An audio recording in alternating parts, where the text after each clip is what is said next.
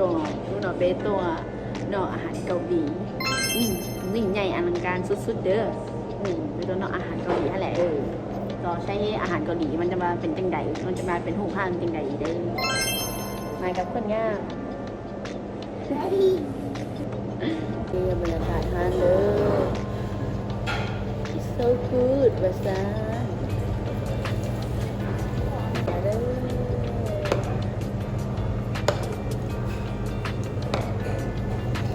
ดีเด้ออันนี้โบโม่ชิมาอันนี้มันเป็นถั่วเด้อนี่มันผักอันนี้ทุกคนน่าจะพูดดีเนี่ยนะมันเป็นกิมจิอันนี้เม็ดอย่างโบโม่เดี๋ยวไปหย่อนนอแล้วเนี่ยใช้ว่ามันจะเป็นยังไงวัตถุดิบกระทะหังโลเลยนี่แหละตอนชิมพอมาสวยเจ้ากระเบิ้งเดี๋ยวแม่คอยกินแต่ละอย่างกูเนี่ยก็ว่าจังสั้น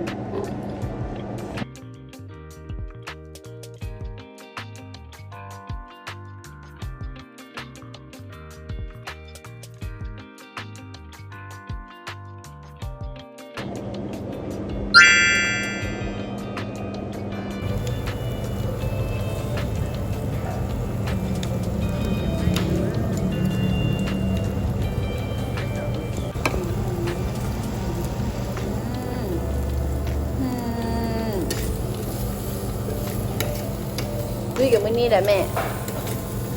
อย่างแม่เนาะต้องกินก็เอาอย่างแค่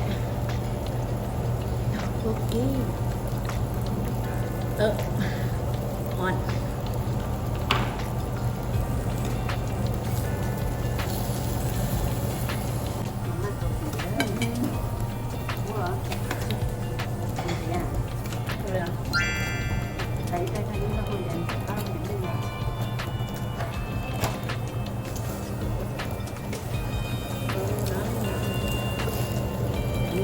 ลอย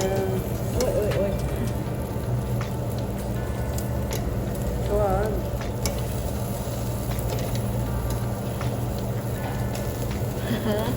chúng rồi nó lôi nó hơi cho chúng rồi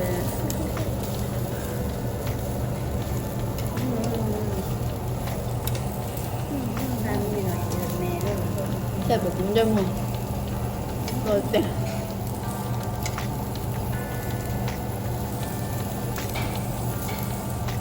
ลูกชิ้น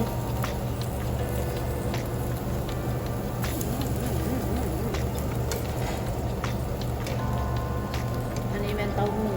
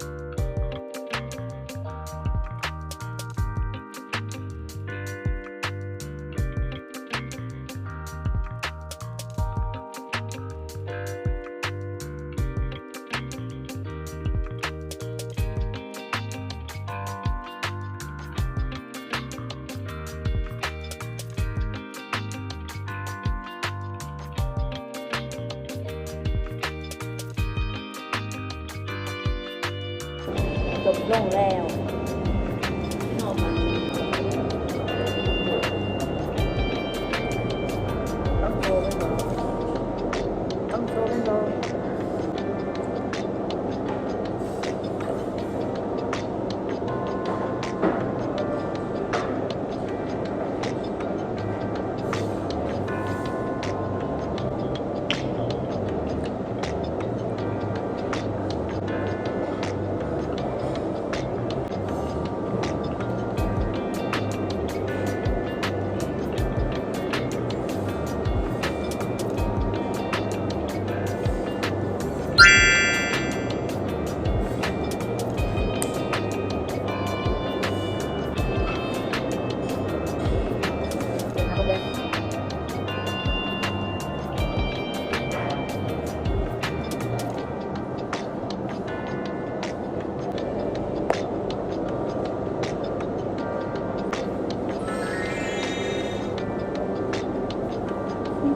หลังจากหมูซอยไปนอปิ้งย่างเกาหลีแล้วจ้าเหรอช้อปปิ้งเผาผ่านไขมันเด้อโมงเด้อจ้าสภาพก็จะมานั่งค่ะชาวบ้านจังซีตาลีนอlà nó nhờ cho nên tôi nhờ cùng chị bácกดติดตามnha bácกดไลค์กดแชร์แล้วcùng theo phê mà xin chi được để kiếm nơ bye